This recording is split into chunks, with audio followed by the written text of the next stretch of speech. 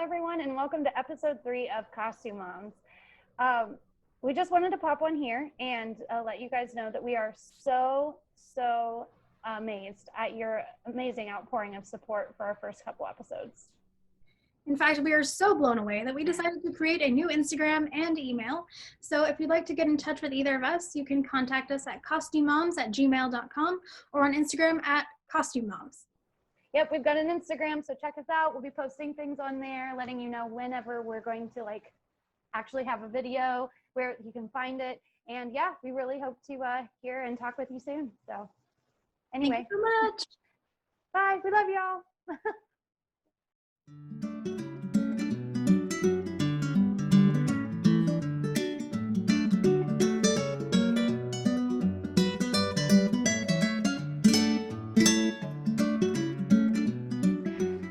Hello, everyone, and welcome to episode 3 of CostuMoms. As always, I'm Amber. I'm still Cait. We haven't changed our names yet, though we might. Who knows? 2020 has been a weird year so far. But so today we are doing an episode on finding your people and talking about how to connect with others, the frustrations of trying to connect with others and all that jazz. We'll see what all we get into. But yeah, we'll start out though with how are you, Cait? I'm great. I went to the doctor today and they took all of my blood out. Oh. Yeah. Probably shouldn't have mentioned that, but that's just kind of what's on my mind today. Right. That was a harrowing experience. It's kind of scary to go to any doctor's appointments right now with the whole plague thing. I know. But yeah, that was fun. How are you doing, Amber, now that we've completely grossed out everyone? I'm doing okay. I have not been able to sleep very well. I have had the opportunity to sleep, but because I'm still trying to finish projects, my brain is working on those projects even when I lay down. So, yeah, I'm really tired. I decided, well, on a typical everyday basis, this is about how I look. We've got the filter on, so you can't tell how pimply I am, because I've still got the post-pregnancy pimples. But yeah, this is how I look most of the time. Usually this bun is on one side of my head because I'm too busy to fix my hair back up. But you can especially see when I don't have makeup on, the dark circles and stuff under my eyes because I am tired. But yeah, the baby slept most through the night, so I'm feeling okay. Not fabulous. Yeah. I would like to be feeling better. I guess we could say that. Yeah. We all feel that. This is quarantine life. This is just normalcy anymore. The only reason my hair is not in a giant bun of pink noodles is that I just took a shower. So. I made myself shower yesterday. Finding time to shower, I still have a guilt issue with making my husband watch both of the kids when I take a shower, which I understand. People have told me that I'm crazy, that it's stupid, but because I'm so exhausted when I watch the two of them, I feel guilty when I'm like, hey, you have to watch them because I have to take a shower. And usually I just think, oh, well, I'll try and do it tomorrow and then don't. So for some reason, I don't know if it's like this in other countries, but in this country, moms are taught that taking care of ourselves is a luxury. I know. Required. Yeah. Even though it's a double standard. Oh, having time for you is a luxury, but you still got to look nice. Yeah. So this is me all the time. You're alive, kids are alive, and your husband is more or less alive, as far as I'm aware. Yeah, he hasn't gotten in trouble lately, so. Oh, that's good. Oh, well, we all ebb and flow. That's how relationships work. All right, so before we get talking about some random thing, because we like to talk to each other, we should talk about the whip report. So what are you whipping on? Shall I show? Oh, yes. Show and tell is always exciting.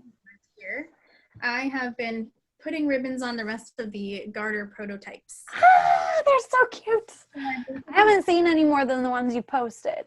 I've got rainbows over here. But yeah, it's been fun, except had 3 different testers make these, so they're all done a little differently. Okay. Some of them, like 2 of the testers actually put their ribbons on beforehand, which is awesome because I didn't have to do it. But it's been a very chill project. They're so cute. I absolutely love the badger. The badger, where is he? Where's my little? He's the best one, and I'm not even a Hufflepuff, but he's just so cute. Well, it also goes with like the honey badger don't give or whatever Well, thing. that's fair. Yeah, and I mean, why would you like anything relating to gardening? It's true. So as much as I don't want to be like the happy wiggly jiggly Hufflepuff, like I am definitely Hufflepuff.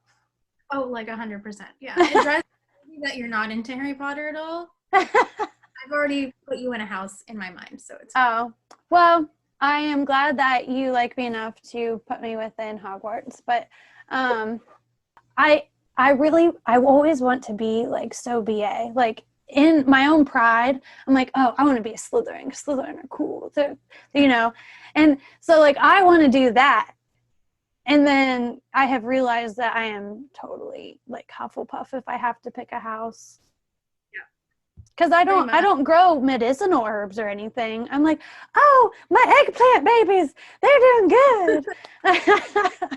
So, but okay, back to your whip though. They're freaking awesome.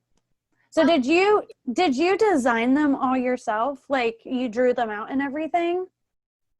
That's how I started. I just started drawing out actual images, and then I sent them to people who know how to embroider properly. Oh, okay. And I basically gave them free reign. I said, here's the colors I want. You tell me what stitches make sense to you. Oh, okay. And I gave them some suggestions, but I wanted to see someone more experienced take a stab at it. Right, kind of interpret it. Yeah, and so then they had to send me their like how much thread they used and what stitches they used. So it was kind of collaborative, which is why they are the ones that have made them. They get the option to just keep them when they're done. Okay. And if I'm selling them on their behalf, but right. I think one of them is going to start taking commissions of them, which is kind of good for her because yeah. I just had this idea in my head, so I just started doodling, and that's so much fun. Yeah, but now I've like started doing reticules, and it's all it's gonna be on everything. I'm gonna make like a Letterman jacket with. That'll be amazing though. I'm so impressed with your artistry skills because I'm not a conjurer. Like, so I know that's a weird word, but like I can't come up with a concept and then put it on paper.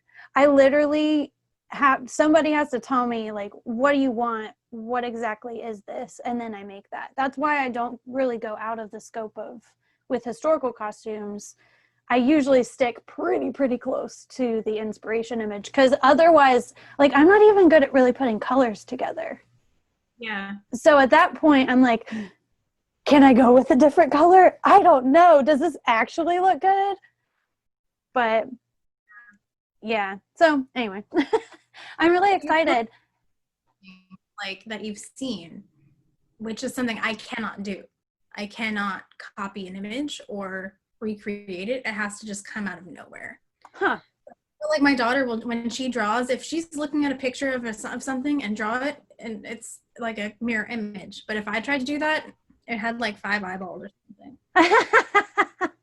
That's funny. Yeah, I can kind of do the copying drawing stuff. But that's again, it's a copying thing.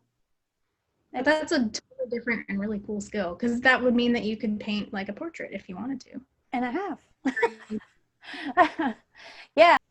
So what are you working on? So my whip, it's over on the table that way, but I'm still working on my pattern stuff. It's going really smoothly, and if the things come in when they're supposed to tomorrow, I still need like cotton tape that I bought from B&T, but yeah, I should be done. Like the older dress for Anne will be done in just an hour or so. Nice. So like that'll be done. And then the final edits to the pattern are kind of the last thing to do before it's ready for download. So this weekend.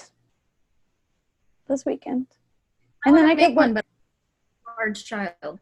I don't know, like with the sizing, people have expressed interest in like having that style available for older kids, which is totally a possibility up until like developing age. So when they get to size 11 or 12, that's when they would be into more adult styles because that'll fit their shape better. But yeah, it's on the table. I just have to find people that can test them for me because I don't have an older kid. So right. That's exactly what I'm doing with my children's stays. It cuts off at 11 because right. After that, who knows what you're going to be shaped like after that? Exactly. Nobody knows. Nope. I mean, what I thought that I was going to be shaped like in high school, like for the rest of my life, has drastically changed. But I definitely was shaped like a very short but sturdy field hockey player, and now I'm just shaped like a mom blob. It's fun because that's now, but like it's just night and day what you expect and what actually happens a lot of the time. It's true. Aging is such a weird process. Remember, people, enjoy it while you got it. Okay, we should probably get on to the topic. So today the topic, blah, blah, blah. Wow, I just totally got tongue-tied. So today the topic is finding your people. And I know I have talked to tons of people and experienced it myself where just finding anybody to be along for the ride with this hobby thing of costuming is really hard. I know that you and I have talked about it several times. It's really hard because being an adult and finding friends is hard to begin with. Right, and then you add this like really niche, weird community, and it's like, wait, this is even smaller number of people that right not like. Right, and thankfully it's growing. Like I have noticed that there's been a big surge of people, probably because of accessibility, but there has been a huge amount of people that are coming on board and that are finding their way within this whole costuming thing. And for us, we are definitely in the historical costuming community rather than cosplay or vintage or anything like that. Both of us definitely are history nerds. So that's where we fall. And that is even smaller than the cosplay and everything else. So it did a bunch of Star Wars things behind you. Like, I just thought it was funny. Well, I'm a nerd, yes. We're all kinds of nerds here, but as far as costuming goes, it's true. Like I have ideas for Star Wars cosplays, but they're all historically based. Yeah, same. So like it's still historical costuming, kind of technically cosplay, but I want to make these garments so I can wear them historically too. Right. But yeah, finding all these niches, it's really hard anyway, because there's a lot of like we're all so dispersed. Yeah. You know, I don't have anybody that I know of in my local town currently that is interested in the same things that I am. Yeah. And the people that I have found that might be interested in the same things as I am are too busy. Like they have lives themselves. They either have children or their own small business, and they are the one, like I desperately want to be friends with them. Like, hey, let's hang out. But anytime I've tried to make things happen, there are always hurdles in the way, and it just never does. Yeah. So for you've moved around a lot. Like how are there certain ways that you have found like in moving that it's harder to rekindle stuff because you've moved, or have you found that moving has made it to where you have met more people?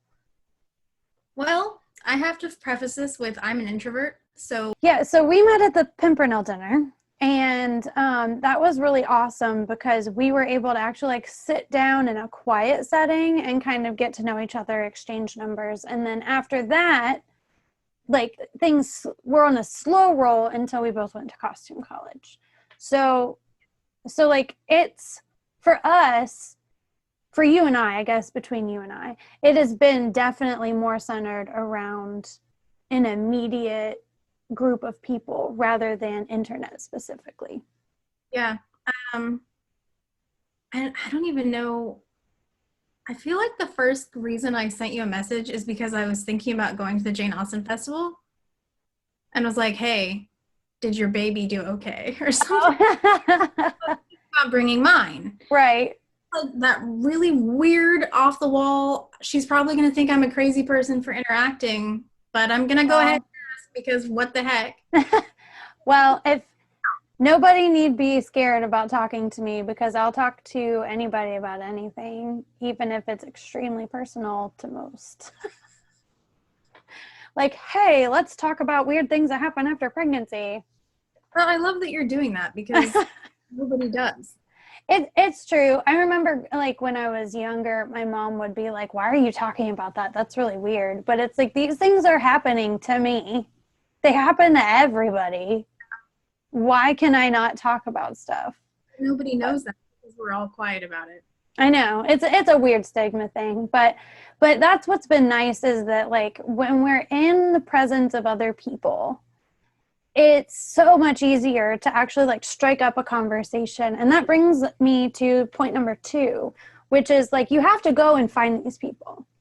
Like I have seen many comments and complaints on specifically Instagram posts where people are like, oh, why wasn't I invited to this? Or like, why is nothing happening around me?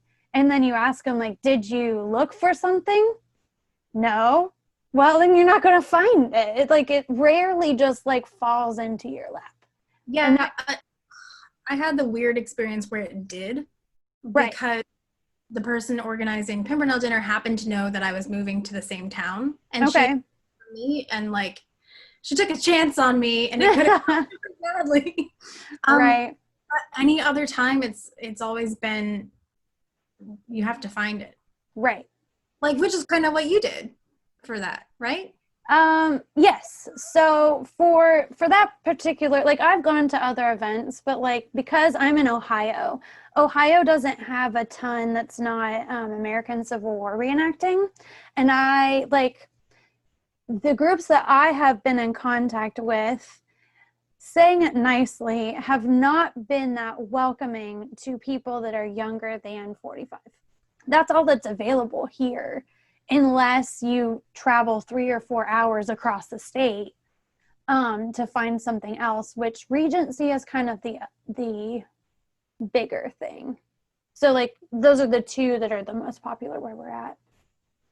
But yeah, you do have to like find people depending on your niche. So like there are different places that are easier to find those people for you if you're able to travel there. So like for me, I started out with a blog, and I started out with historical Civil War costuming, and then realized that I really like Revolutionary War. That's 18th century, that's really where my brain is.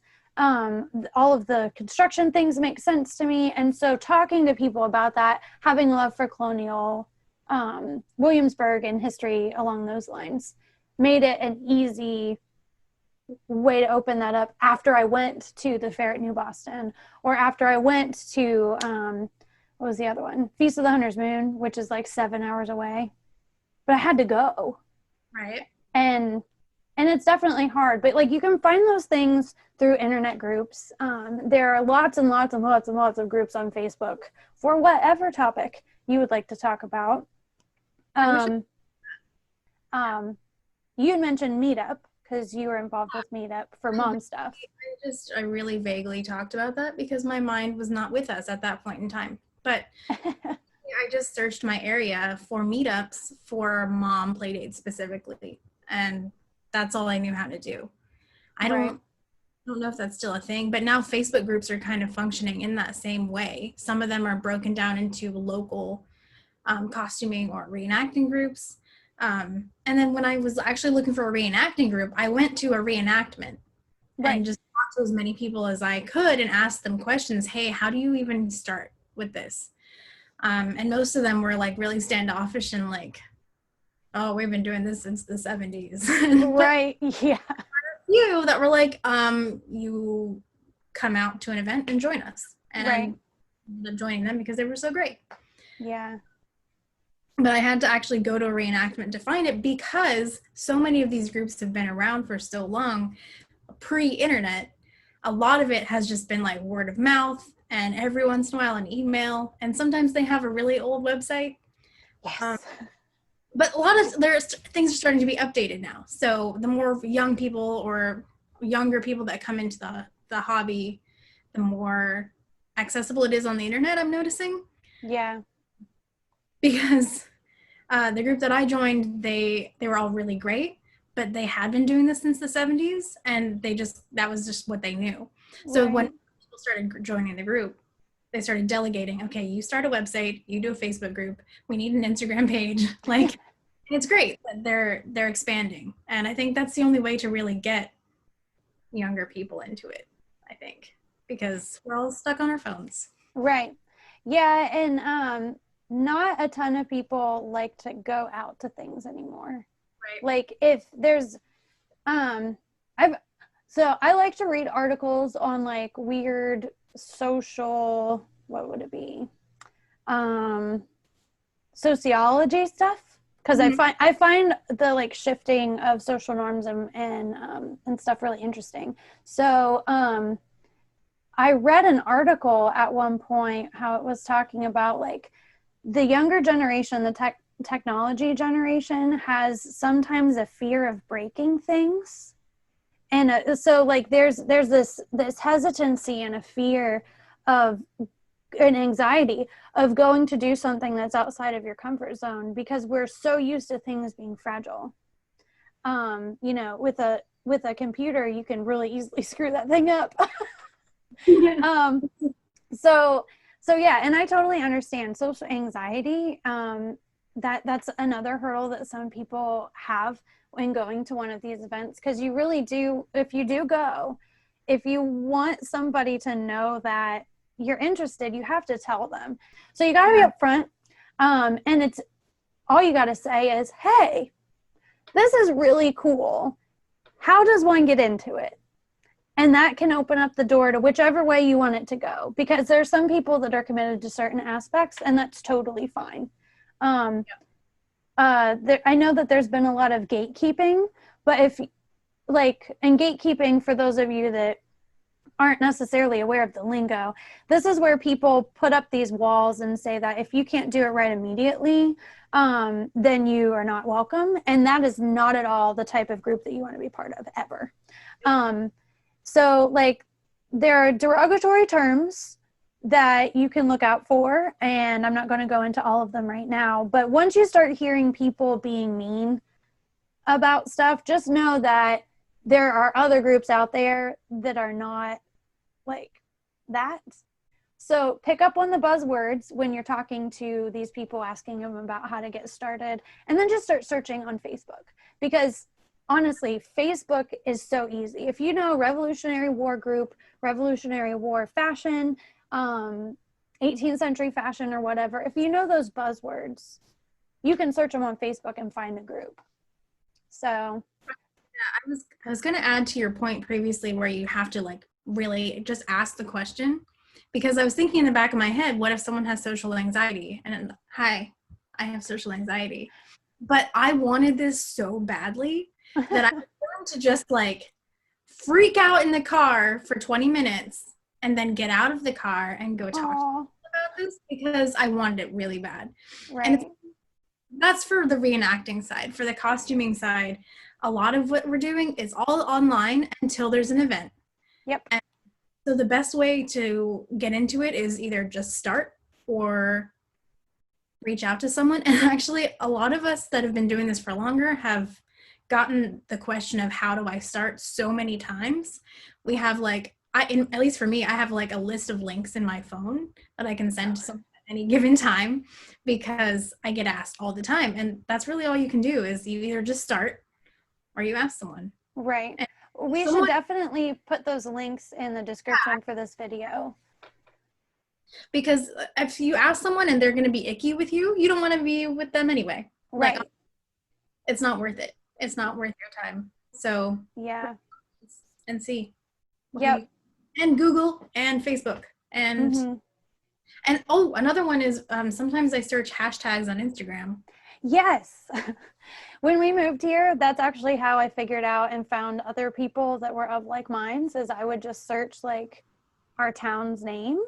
Yeah. And then different people would pop up and I'd be like, oh, that person seems cool. Oh, that, and then I just start following everybody. But like that is a really easy way using, you know, the internet, which Instagram is only like for your phone.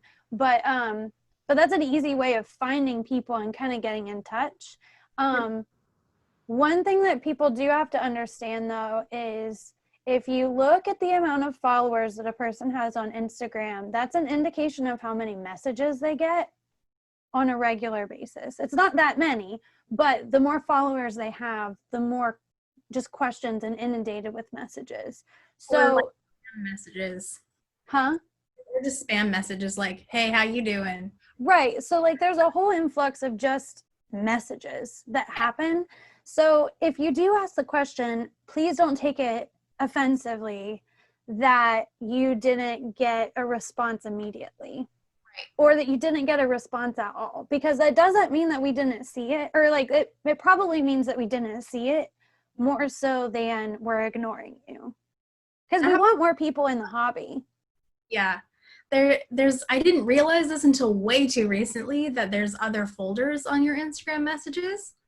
So I feel these notifications pop up and I'm like, I see nothing. Oh. So then I realize there's other tabs. Ooh. Yeah. I don't know if it has to do with privacy settings or whatever, but I get a lot of like message requests that I don't go look for them. So that may be it too. Or it may be like, I know some of our friends have so many followers that they get messages from people they do know and actually want to talk to, and they still don't see it because so many. Right. So that's something to keep in mind for anybody that is using Instagram primarily, or even Facebook, Facebook pages for specific, you know, blog pages for like that person. We get lots and lots of messages, and we apologize that we haven't gotten to them if you haven't gotten a response. I try and respond to everything, but I also don't have a crap ton of followers. So yeah, it's something to keep in mind. Right now, I'll probably see it if I remember to check the other folders. Right. No promises. We'll try and do better, but no promises, guys. We're both moms and we both have kids. Do you ever do that thing where like you look at a text and you answer it in your head and then nothing happens? All the freaking time. If you text me and I don't answer you for like 24 hours, I've probably already answered you in my head. Right. Oh no, I'll even start conversations with my husband halfway through the conversation because I've been thinking about it. And so in my head, I've said it. And then I'll just start talking and he's like, wait, what are we talking about? Yeah. Mom brain is a really weird thing. And I have had mom brain my entire life. So, all right. So conventions, that's another thing, easy way of getting involved with people is just going to a convention. This is all along the same lines of going to things. We went to Costume College, which is like the big costuming convention, costuming specific convention around in the United States. And we had a good time. It was fun. Way too much fun. We stayed up way too late every single night. Someone was rushing through some stays because they had to hand sew them. I don't like machine sewing and I couldn't bring my sewing. I know, but I just was like, I know. I did feel bad that you stayed up with me to talk with me and keep me company while I was making these things. Going to conventions is a really great way of learning and just seeing and being immersed, because it's total immersion. So these things happen for anything that you're interested in. For my first marriage, my honeymoon was going to a Star Wars convention. We went to Star Wars Celebration 6 in Orlando, Florida, which was a really fun experience. I regret, though, a lot my husband was my ex-husband was an extreme introvert. And I am more on the extreme extrovert side. So it was frustrating when we were there because there were all these after hour things that people were doing. I could have met celebrities for no extra charge. That kills me. And I didn't, because he was like, oh, I just want to go to bed. And I'm like, well, but we drove all the way down here. Like, it's our honeymoon. Like, shouldn't we go do stuff? Oh, I'm tired. So, like, I'm also a people pleaser. So I was just like, okay, like, we'll hang out in our hotel room. Oh. But that's the thing. And I know that happens more often to people that are introverted, because it's a lot happening at any convention. I did have a lot of time in the hotel room at Costume College. Like, we did. Yeah.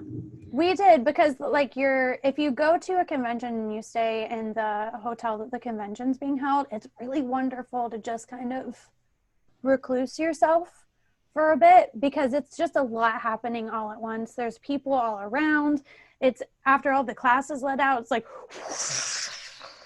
everybody is there. Classes at high school, except everyone's wearing like hoops and weird outfits. Well, and the added thing too, though, is that at conventions, you see a lot of the people that you follow on Instagram, or the people that you had not reservations, but like you are nervous to meet. I mean, what was crazy with us is that like we knew each other, you and I knew each other, but you did not know Leimomi, and I only met Leimomi the once. That was horrifying. So, like, Leimomi, for those of you that don't know, she is the owner of Scroop Patterns, which is the pattern company that I'm collaborating with for 18th century patterns. And she is also the author of thedreamstress.com.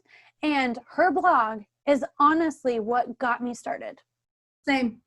So, like, when she asked me if, maybe collaborating for patterns could be a thing, I was like, I melted. Like, I had already met her, but it was more of like, what?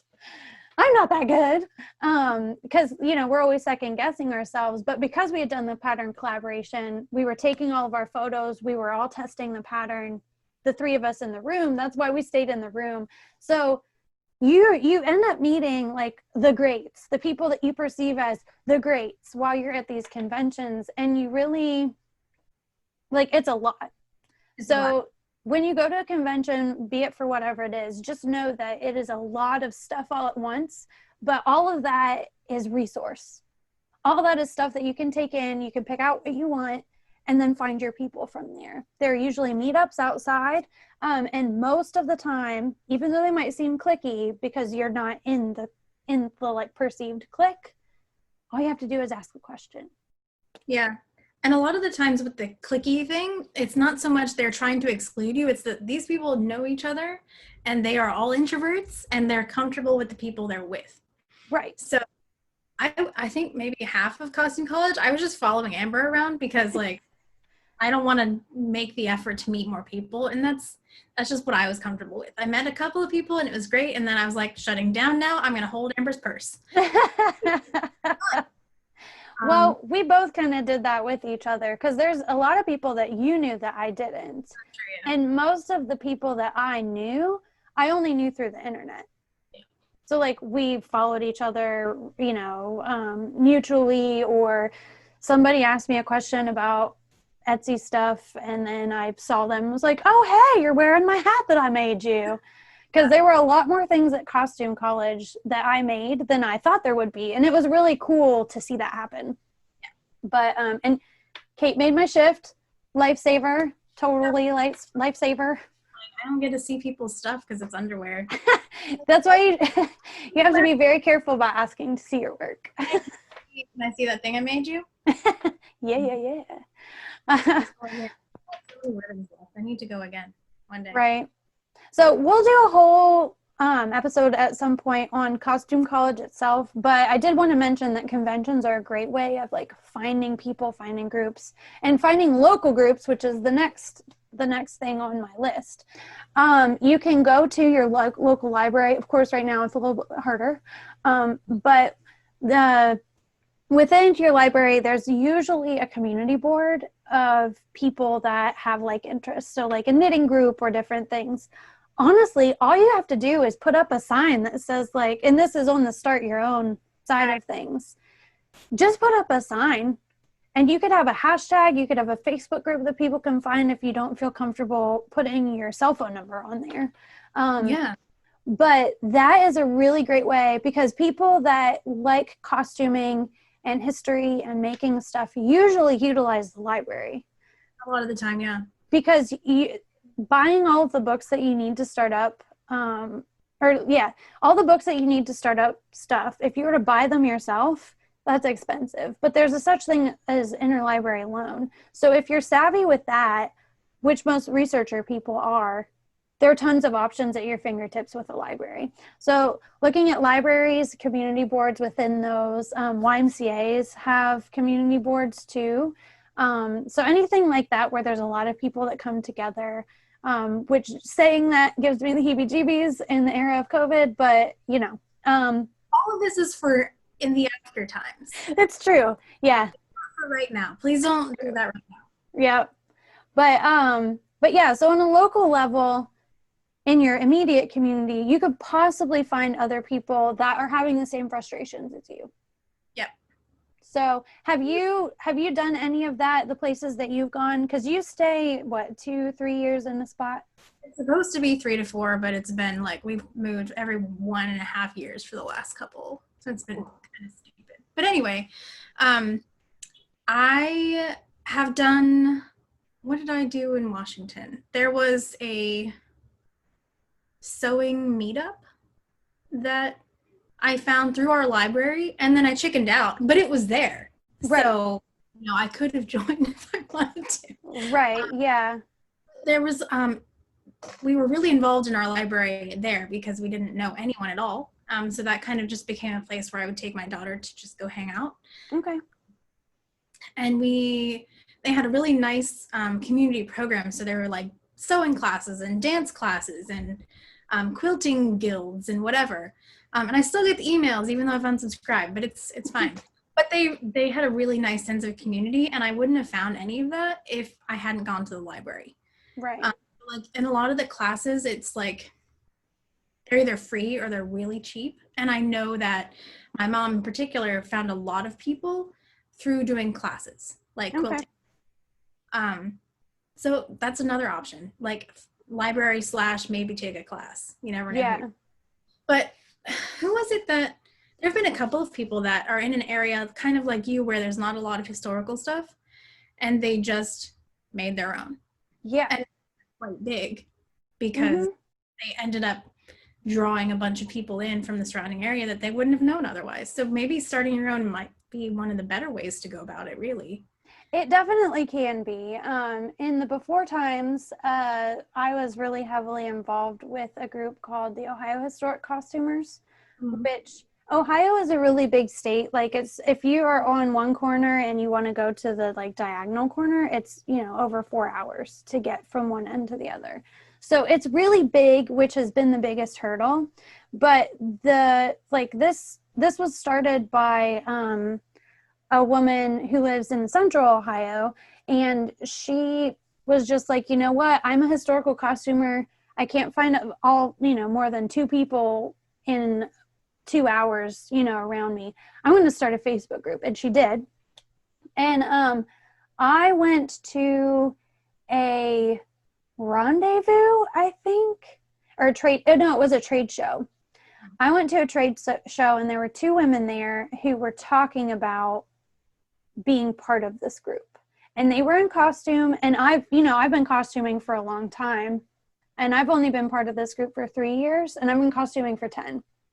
So when I found out that there was a group that wanted to do stuff and they wanted to have tea parties while in costume, I was ecstatic, and I had no idea it was there. So she just started it. And what I have done since then, which I have to cancel the next event, but I've taken it upon myself to host 2 parties a year that are more era specific, but it's really just a way of getting people in and for people to find other people. Because like we were talking about at the opening, finding a small group, an intimate group, is really how you get to know people. And on a local level, that's really awesome. So I did an 18th century dinner party, not last year, but the year before. And it was so much fun because we all got together. We were in fancy outfits. We were at a historical hotel. We ate dinner and we just hung out. And the next thing that I want to do is a Edwardian croquet party, but I have to cancel it for the 2nd year in a row. So. Oh, that's right. You were going to do it last year too. Mm-hmm. I can't remember what happened at last time.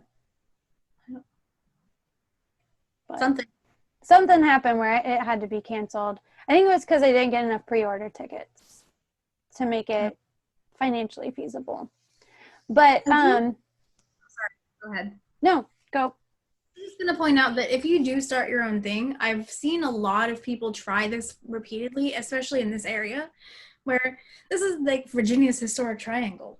So you'd think that there's a lot of people and there would be a lot of events and a lot of stuff going on all the time. But I think it's one of those situations here where people live it so constantly that they kind of take it for granted a little bit. So I've seen a lot of people try to start up their own like sewing week or sewing party or like sewing circle that happens regularly and like nobody goes. Right. And I don't think it's anything to do with not liking anyone. I think it's more to do with just people are busy or they think, oh, I'll go next time or something. Mm-hmm. But my point is, I don't want anyone to get discouraged if like the first event that they throw has just a handful of people. Like, yeah, it doesn't mean it's not going to. Right. A successful get together for a first like thing is 2 people, quite frankly. And it like your first get together should never be something that's a paid thing. Right. One thing that we started doing with the Ohio Historic Costumers was going to a historical site. So we would pick a historical site and I'll do a tour. We could decide if we wanted a costume or not. You know, it didn't matter. But we viewed it as like we are appreciating local history.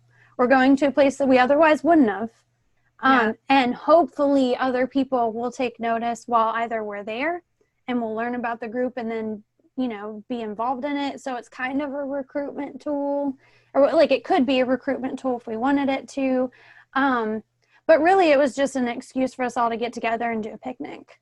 Yeah. You know, like that's a great way to go about it. But at the same time, there's going to be a lot of fails too. Yeah. Like because we move around so much, I have more stories where I've tried to meet people that have gone horribly wrong than people that, oh, there's a motorcycle. That to events that actually work out. Like my very favorite is when I joined the Jane Austen Society in New Jersey. I think it was, I don't know, we moved too much. But I went and I was like, oh my gosh, I'm finally going to make it to this historic house. And it was a great event. It had like embroidery samplers from kids for like a period of 200 years or something. It was so cool. But after the actual museum house tour and everything, people were talking and they were like cracking jokes about costume people, like just in regular clothes. And they're like, at least we didn't get any of those people in the bonnets this time. And I was here, so I'm just gonna peace out. So that was really like really not great. Right. And the mom groups that I joined, it was like you basically are required to have a 401k and a black Escalade to be eligible to be in this. That's not me. So anyway, it's just there's going to be a lot of false starts. There's going to be, I mean, maybe not. Maybe you'll get super lucky and someone will take pity on you and invite you to a really. But I think it took me. Let's see. We were costuming starting 2014. I didn't find my people until 2018. Right. So it's not, and that's partially on me because I'm an introvert and I'm, you know, people are scary, but it's not going to be immediate every time. Right. Yeah. And if you volunteer at different, like if you're specifically into history stuff if you go to your local like historical society or history center, museum, library, a lot of times there are groups that are kind of adjacent to your specific interest. So what's really cool is you can go in, you can go to those like little meetups or whatever, and then start something akin and with those people, you know, that's more costuming specific. Because the art of making your own clothes, people associate with like a grandma type of hobby, even though it's a full-on skill. This is what people used to be paid for. Yeah. Well, it should be paid for, but you know what I mean. Yeah. But yeah, so like finding groups that are akin to what you're interested in is sometimes a good gateway, like you were talking about with a book club, Jane Austen thing. Yeah. You never know who you're going to find. Like, I know there are a lot of Jane Austen groups that are very into costuming. Like, the Right. Regency here is way into it. They go to Bath, and it's all great. They do retreats. And very different from the one in New Jersey. So you never know. Yeah. And there are, if you're interested in Regency era stuff, there are lots of Jane Austen societies and groups. You just have to go to the Jane Austen Society site, and you can find ones that are more local. I know that there is, there's the Dayton, I think there's the Dayton Cincinnati one for Ohio, and then there might be a Cleveland one. I'm not sure. But yeah. I'd say my experience with the Jane Austen Festival or Jane Austen Society is not typical. Right. I wouldn't rule that out. I'm just saying sometimes it's not going to go as well as you think it will. Well, right. And some people, like you said, are only interested in that little facet, and that's okay. They started their own thing too. Like, that's their thing. You can't fault them for that. If they're mean, just peace out. Like, you don't even have to engage. They weren't even like that. And they may not even be necessarily mean. It just may be that you thought, you were on the same page and you're not. Right. Yep. So you can't be afraid. You can't be too afraid. You definitely have to step out of your comfort zone to find your people. But the moral of the story is you don't usually just find your people by not trying. Right. So, and that was how it was with us. And we are now like this. So gross. No.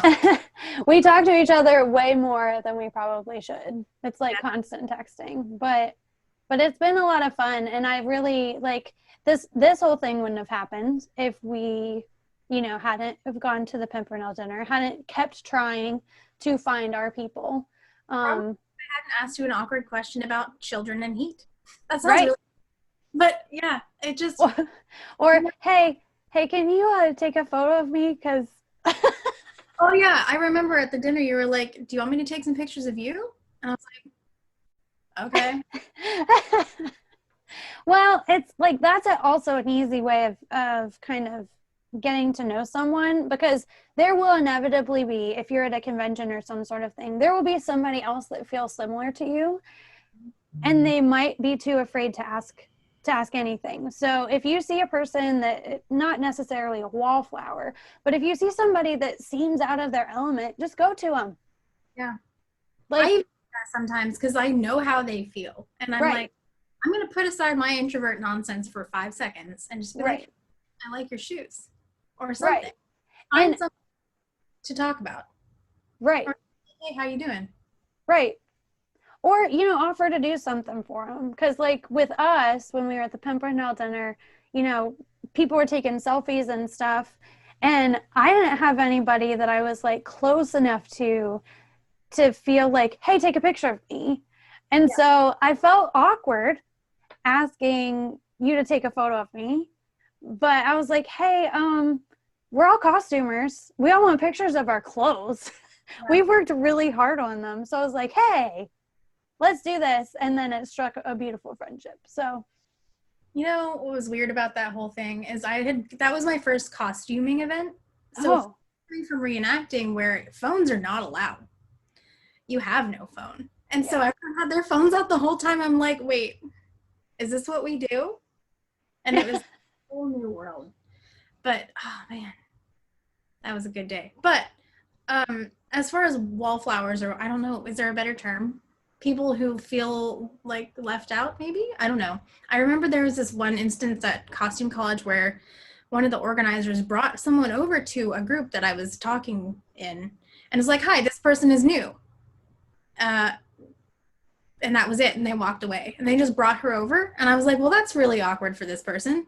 But she was very nice. And then we lost her in the crowd. But a lot of the times, I don't know where I was going with that, but I will say a lot of the time at these conventions, there are like new member orientations, or like you can ask for help of what to do. And it seemed like they kind of had a program for that. I don't We skipped the orientation, didn't we? Yeah, we did. Well, there's probably something really useful in there that we don't know about. Yeah. Well, there's a lot that I regret of not doing when we went to costume college, because I was just tired because I was pregnant and like space. Yeah. And that particular hotel, you know, had a couple of smelly issues. So like there were things that were happening that I wish that I wish that I would have pushed through. Yeah. To do. Like I ended up, because I kept, you know, staying up too late. I ended up almost falling asleep during the class, so I had to leave, and I felt terrible. I felt absolutely horrible, because I know how that feels when you're teaching and then all of a sudden somebody like either nopes out or falls asleep. But like, so you've got to take care of yourself, and you also just have to push through a little bit of discomfort, because once you do like find your people, you found them. Yep. So yeah, that's the moral of the story, everybody. Once you find your people, you found them. You found them. But you got to find them. You just got to, you know, it's not easy for anyone. It isn't. The most extroverted extrovert that can just go up to someone and be like, we are now friends. And I'm not even that like extroverted. I would consider myself on the extreme end, but I have a lot of anxieties to where I'll talk to them or laugh at their joke or whatever, but I might not converse with them. Yeah.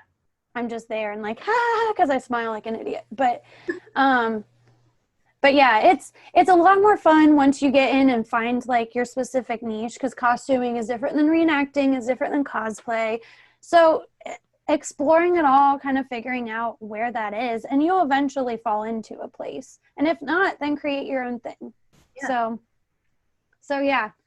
All right, I wanted to start a new thing. I know this is only episode 3, so it's all new, but yeah, so inspiration recommendations. I saw this or heard this on another podcast, and I thought that it was a really cool thing to do, like, you know, whatever's inspiring you that week, to just kind of be like, hey, check this out. So I will start, because I didn't prep you to know that we might be doing this. I don't know. In the outline. Okay. That's why outlines are nice. But yeah, so the thing that I would recommend to people to kind of start to find different things and get exposure to stuff is the Wearing History podcast. I think it's like 5 or 6 episodes. If you go to wearinghistory.com, you can hear the creator and her friend kind of talk about different things regarding Edwardian stuff and costuming in general, making costumes and whatnot. So it's a really great way of learning, listening while you're doing something else, and you know, starting to find your people, because that's her website.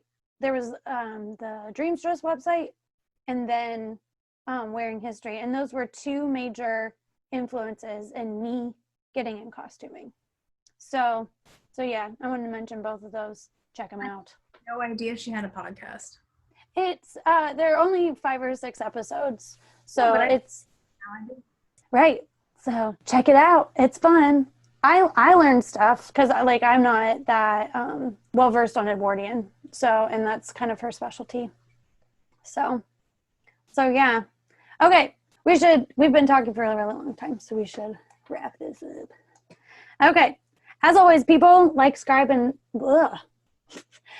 subscribe, and comment. we want to hear from you. We want you to find your people too. So yeah, comment in the comments, comment where you're from, and hopefully, you know, some people might be able to find you, talk to you, figure out how to meet up, or, you know, just strike up a pen pal. Yeah, I see that a lot actually. Oh, like, hey, we're from the same spot, blah blah blah. In Yeah. comments. So you never know. You could find. You really never know. And you got to step out. And one of the easiest ways of stepping out is doing a comment on the internet. You're not face to face. You don't have to see the rejection. No idea. But yeah, if the next episode will be on Cait's channel in 2 weeks, and we'll figure out like what day of the week we will post for the most part, and until we decide if we're going to have a specific channel for CostuMoms, it's still going to be alternating. So this week is Lady of the Wilderness, next week will be Willoughby and Rose. But yeah, like and subscribe to Lady of the Wilderness stuff, and like and subscribe to you. Subscribe for Willoughby and Rose if you feel like it. We won't force you. But yeah, so we hope that everybody has a great week, and yeah, I think I'm out of things to say, which is hard to do. Yeah, it finally happened. It takes a while, and I think we've been talking for a long time, but we're done. Years at this point. So yeah. Thanks, we're good. Okay. We'll see y'all later. See y'all next time. Bye.